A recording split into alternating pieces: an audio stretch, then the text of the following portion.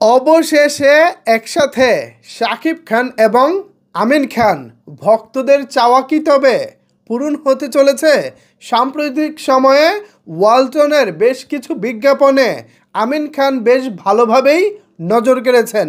সেই বিজ্ঞাপনগুলো দেখার পর শাকিব খানের ভক্তদের পক্ষ থেকেই একটি দাবি উঠেছিল। অনেকেই দাবি তুলে বলেছিলেন যে কলকাতার যিশু সেনগুপ্তকে এখনও আমরা ভিলেন চরিত্রে দেখতে পাই, এছাড়া দারুণ দারুণ চরিত্র আমরা তাকে দেখতে পাই। তো তার থেকে তো আমাদের আমিন খান কোনো অংশে কম না। তাকে কেন শাকিব খানের সিনেমায় কাজে লাগানো হচ্ছে না? তাকে কেন ঢাকায় সিনেমায় কাজে লাগানো হচ্ছে না? এরকম অনেক রকমের দাবি শাকিব খানের ভক্তদের পক্ষ থেকে এসেছিল। আজকে ফাইনালি দুজনকে একসাথে দেখার পর আমার কী যে ভালো লাগতেছে, জাস্ট আমি বলে বোঝাতে পারবো না। আমিন খান এক সময়ের জনপ্রিয় তারকা, পাশাপাশি আমারও একজন পছন্দের তারকা ছিলেন। শাকিব খানের সাথে বেশ কিছু সিনেমাও তারা করেছেন, নায়ক চরিত্রে বড় ভাই ছোট ভাই, এরকম বেশ কিছু সিনেমায় শাকিব খান আমিন খান কাজ করেছেন। আমি যদি ভুল না করে থাকি, সর্বশেষ সমাধি নামক একটি সিনেমায় শাকিব খান, শাবনূর এবং আমিন খান একই সিনেমায় কাজ করেছিলেন।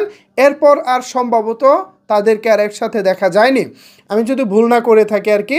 আপনাদের কাছে যদি কোনো ইনফরমেশন থাকে তাহলে নিচের কমেন্ট বক্সে জানাবেন। ভিউয়ার্স, এই আমিন খান, তার মধ্যে প্রচুর সম্ভাবনা ছিল, এখনও প্রচুর সম্ভাবনা আছে। আমরা চাই তাকে কাজে লাগানো হোক। আমি শাকিব খানের দৃষ্টি আকর্ষণ করতেছি, মেগাস্টার শাকিব খান ভাই, আপনি আপনার একজন সিনিয়র নায়ক আমাদের আমিন খান ভাইকে কাজে লাগান। আশা করি আপনার পরবর্তী কোনো সিনেমায় তাকে দেখতে পাবো, যে কোনো একটি গুরুত্বপূর্ণ চরিত্রে। আর এখানে কেন, আপনাদের তো একটা মনে প্রশ্ন আসতে পারে, ভাই খালি কথা বলেই যাচ্ছেন, কিন্তু এখানে এই দুজন কেন কেন এক হয়েছেন এটা তো বলতেছেন না। মূলত আমাদের আমিন খান, ইনি হচ্ছেন ওয়ালটনের ব্র্যান্ড অ্যাম্বাসেডর, আর শাকিব খান হচ্ছেন গিয়ে আমাদের হারলেনের ডিরেক্টর। সো হারলেন কিন্তু মূলত ওয়ালটনেরই একটি ঠিক আছে, প্রোডাক্ট, ওয়ালটনেরই একটি প্রোডাক্ট। বাট এই হারলেনের ডিরেক্টর হচ্ছে শাকিব খান, মূলত পরিচালনায় শাকিব খান রয়েছে, কিন্তু এর পিছনে সব কিছু আয়োজনের মধ্যে রয়েছে ওয়ালটন গ্রুপ।